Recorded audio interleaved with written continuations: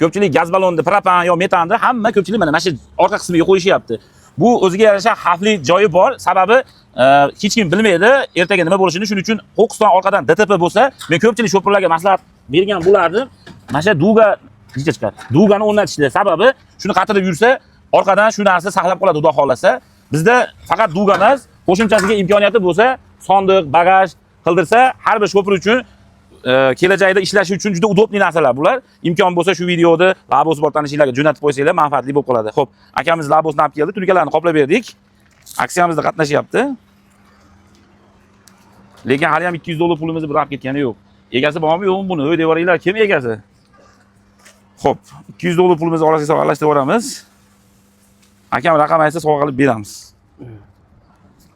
Aka, raqam ayting. Sizga sovg'a qilib beramiz. Ayting.